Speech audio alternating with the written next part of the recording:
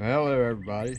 Welcome back to the Bison Workshop. I'm Bob, and today we're going to talk about the Challenger. We got the 357 Challenger, three, and I've made a new barrel. Basically, it's a full-length barrel band for the Challenger, and we've changed some stuff up on the Challenger simply because I wanted it to be as simple as possible with as little pieces as possible. Uh, Mine is one, two, three, four, five pieces. But the first one had just a circle that I made to go over this, and then this here would slide up against it. Well, I changed that up a little bit, and I'm gonna tell you, this thing's pretty accurate. Uh, I was getting pretty good groups yesterday with it, and we're gonna try to do that again today. Uh, right now, my battery's dead on my M20, so I gotta wait for the battery to charge on it before I can show the target as I'm shooting it. But we're gonna try to get some crony tests, and we're gonna try. Uh, the first thing we're gonna try is the FX pellets that I got. These here are 35 cal and 81 grain. So we got the 81 grain pellet, and that's what we'll start off with simply because that's what I got in my clip. Alright, so let's take a look at this barrel band system. Here is the end piece. This is the last piece that goes on. This one here butts up against that to complete the circle. Alright, so these here, you will get them straight off the printer. The only thing I'm going to do is I'm going to put the set screw, tap it for the set screws, and put the set screws in it, and they have to be plastic. If you put metal in it, it's on you. It doesn't take that much pressure. All you're doing is just taking them down until they touch, no further. If they touch too hard, back them off and do it again until you get it right. But I'll clean up the edges here to get all the plastic off of it. But other than that, you're going to have to do the sanding on the inside of it. And I just grabbed something round. Hell, I've even used my suppressors and wrapped a piece of sandpaper around it and just went in it, you know, and sanded it. And the same thing on this side, but just a smaller tube. Half-inch PVC pipe does really good in this channel. So, but anyway, I've labeled them AEA, so that basically that's for my purposes, so I know that that's for the AEA, not the T1. However, the T1, I can't do a train on the T2 with a shroud. It has to be a shroudless barrel in order for me to do it, because I need some width in between here. On the one on the T2, I just pulled a bad print off the printer because it broke in half, because there's not enough distance between here and here. So when you try to lift it off the board, it wants to break right down that channel. So get out of here, wasp. So then I went and put Bison on the last one that goes on, or you can make this the first one that goes on and go backwards. So you can put these either way. but I have them designed to go on to the left-hand side of the gun. And the first one says Bison, second one says Barrel, and the third one says Train. Alright, so Bison Barrel Train. This is the end piece. If you remember, we started off with just a round piece, which is the one I had on my gun the first time. And I like this better because that way it gives you a beginning and an end. So it's like having a train with the caboose with all the cars. So that's why I call it a train.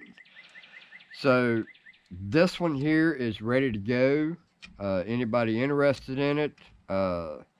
Yes, there is a lot of time and effort in this. A lot of work. You get 1, 2, 3, 4, 5 pieces. And these are pretty nice, man. I'm telling you, this thing, it changed that gun night and day. It shoots straight now. So these are $149 for the set. And I will be listing this on bisonairriflesandparts.com. So then we're also going to be testing out a new suppressor. We call this one the Bison 357 Widowmaker. And I just put grooves in the 3 grooves on each side between the 2 little prints. And this has got skull in it, if you can see that. I don't know if the sun's messing you up. I also put 4 holes in it, and I tapped it for the 357 Challenger. It will not fit the 30 cal. This is a 357 simply because the 357 is threaded with 14 millimeter or M14, however you want to put it, by 1.00 thread pitch. So that's what this one is threaded for. So we're going to test that. We're also going to do a trigger pull test and a chrony test. So let's get started with the chrony test, and then we'll do the trigger pull.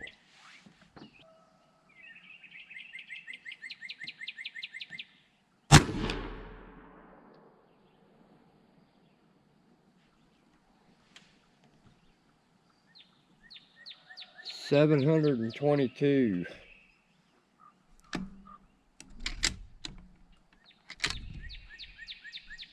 Second shot.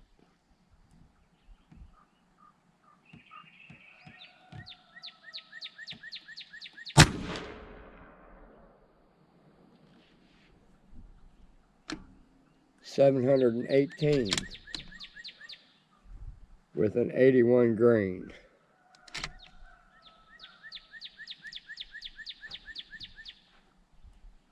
Third shot.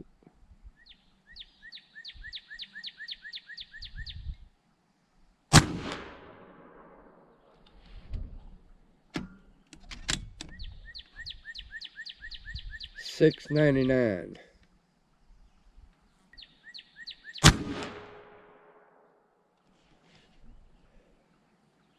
$6.98. Last shot.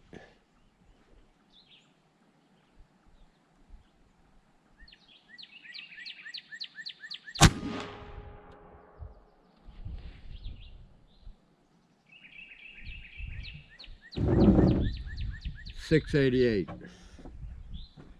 Alright, them last numbers was a little low, so we went and filled it up with air, and we're going to try this again.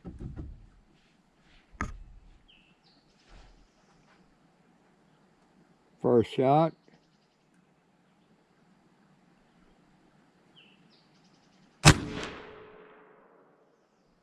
$7.58.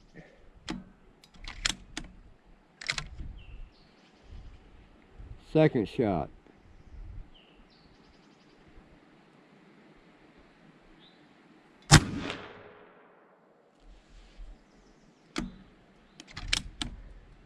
$7.34.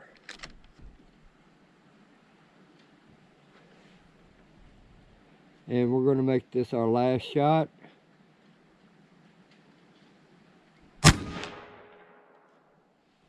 $8.01. Alright, that's with the FX 81 grain. Let's try our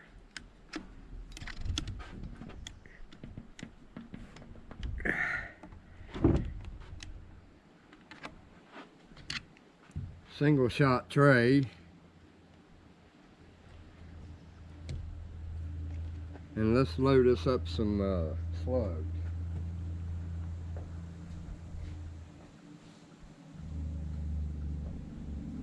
And we're going to do 3 shots, loading it with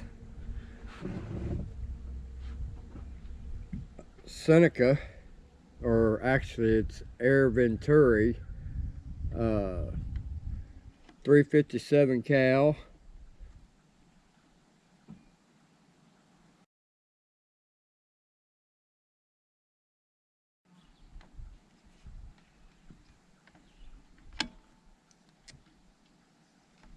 Maybe.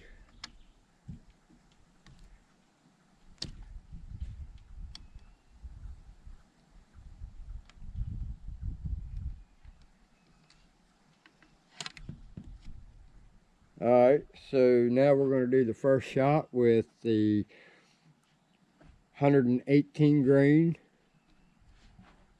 Air Venturi slugs. Shot number 1.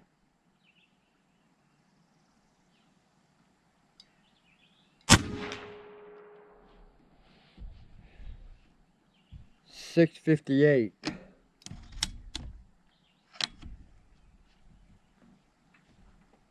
Second shot.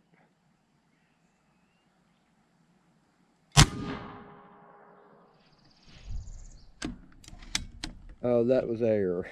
I forgot to load the pellet.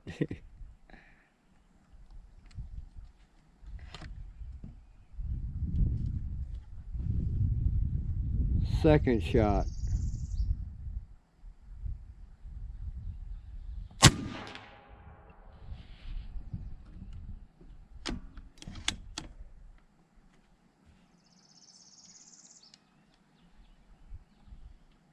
$6.26. These all seem awful low. I guess it's because I'm used to shooting 25 cals and 22s. Third shot.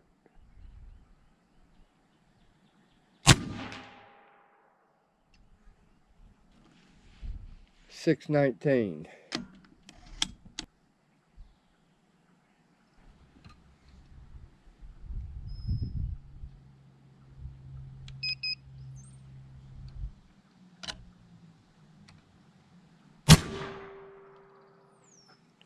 £3, 1.7 ounces.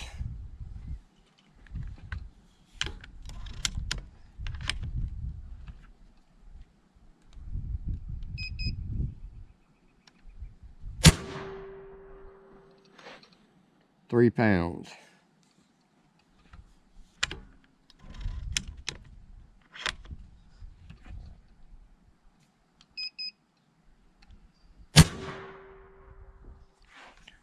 £2.11.6, or 2 pounds 11.6 ounces. I'll get it out.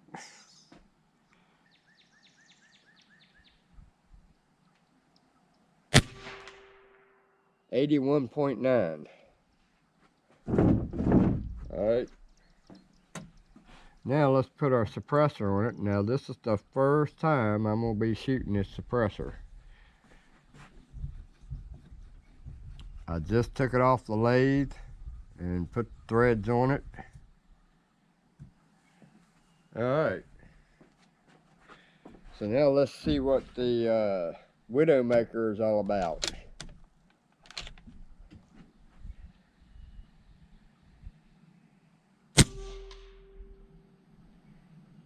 Did I just see 59? I believe I just seen 59.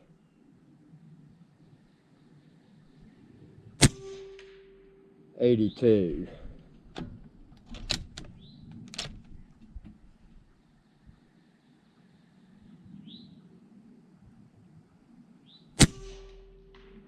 82.8.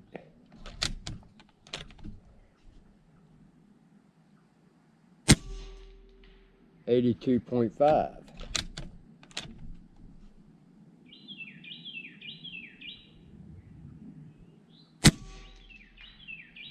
82.8. So it's pretty consistent. Alright guys, so now we've seen our feet per second, which seemed an awful low. I would have expected them numbers to be up there a little higher, somewhere around about 840 to 900. They were showing that was set in the 700s. So I think what's happening is I'm losing air. I'm losing air right in between here, because every time you shoot it, oil squirts down out of there. And I just cleaned it off night before last, and I keep losing air right down in here. So I don't know if that's something that needs to be fixed. I don't know. AEA, if you're watching, let me know. I checked them screws. Pete told me to check the screws on the bottom, and I did, and they were pretty tight. So, but anyway,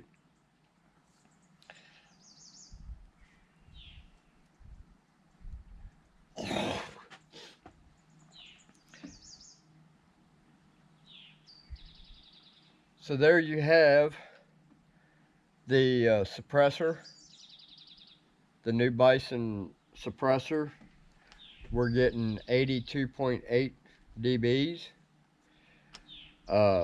You got the barrel band that goes all the way down the barrel and allows that barrel to lay in a track of its own. And there's no flex in this barrel. You're not going to have any flex to make your pellet go off. So I like the gun. I do have some pet peeves on this gun. Number one, it's pretty heavy. If you hold on a minute, I'll get the scale and we'll check to see how heavy it is with the scope and all my parts. Alright, so now we're going to set this gun on here with the bipod on it, and the scope, and the train, and the suppressor. We're looking at 10 pounds, 7.7 ounces.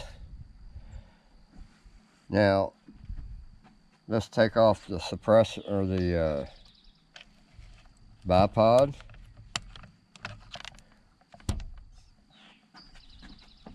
This is the way you would be carrying it in the woods. We're looking at 9 pounds, 10.7 ounces. So that's not too bad. It's, like I said, it's a heavy gun. So let me move my table. This is about an awkward place to shoot because of the sun. I had to pull it in so you guys could see the numbers, if you can see them. But there is the AEA Challenger 357. it's a bulky stock. I wish they would have made it just a little thinner right here. That's a little big for my hand. I don't have big hands. The safety is a bit to get used to. I don't like the fact that you can't put the safety on no matter where the sear is. You know, I like to put mine on safety. I like to look down, oh, well, safety's not on. It ain't loaded, but I don't care. I want the safety to work when it's unloaded. So then I went and added some rubber O-rings on the bolt, and I'm still on the fence about whether that was a good idea or not. Sometimes if I pull it back wrong, because this thing is a hard thing to pull back, sometimes I'll knock that first O-ring back up on there. So let me know, guys, what you think of this rifle. Would I recommend it? Absolutely. Yeah, absolutely. Yeah, I'd buy this gun again. So I want to do something with this stock, and that's something else I'm going to mention. Now I don't know when it's going to happen, but eventually I think I'm going to either build a new stock for it, or I'm going to modify the existing stock. It just depends on how I feel about modifying this stock. What I want to do, I went and got some black shoe polish or shoe dye, and I'm experimenting with dyeing wood black. So I'm thinking about drilling some holes all through here,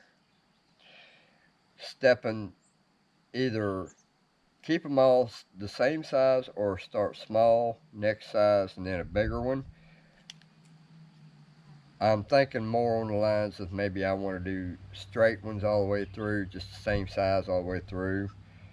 And I'm even thinking about doing back here, starting right here and go around the cheek rest with some holes and stick aluminum sleeve in it. And after I do that, then I would file those down to the same height as the stock and follow the same contour as the stock. And I think that would look pretty decent. And then stain the wood black. But we'll see. It's just an idea right now. So this has already gotten to be a long video. Sorry I didn't get to show you an accuracy test. I'm just not ready with my targets. My target's not ready, and I'm having issues with it. So soon we'll get a accuracy test on this. I'll tell you why I haven't been able to do this. I've been focusing on another gun. Hey, I finally gave up and got tired of focusing on it. It's just too many problems with the T1, T2. I can't say nothing about the M1, but the T1 and the T2, I had to send the T1 back, and they went ahead and sent me the T2, and it was worse than the first one. A lot of issues with that gun. I'm not going to get into the issues about that gun right yet. It's just not right. So, but I've spent a lot of time the last couple of weeks focusing on that gun, and it didn't end well for that gun. That gun went back. I sent it back, and until they can get all the problems ironed out with the gun. I just don't see no point in working with that gun no more. I just couldn't get it to shoot. It wouldn't group. Uh, and once I finally did get something to show up on paper, you set it down because it got too dark to shoot, and you go pick it up the next day, and it's right back to not shooting right again. Uh, the shroud's wrong. It's not machine correct. The breech is not machine correct. Barrels and tanks are not aligned with each other. And the the last thing that I found that nailed it down was, or nailed down my decision to give up on it, was when I went to put the bolt up into the breech, it actually moved down. And so that tells me that when you're putting the bolt in, that's what was tearing up my pellets too. So I had several problems going on with this gun, and just can't be fixed. The only way to fix that is to remachine a new breech and start from scratch and get a real machinist behind that mill or that lathe or that CNC machine.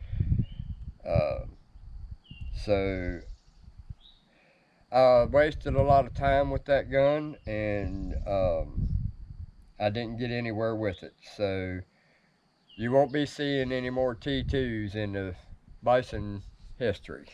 Sorry, but that's just the way I feel about it. I'm here because I'm honest, and if somebody wants me to review something for them, I'm going to tell the truth.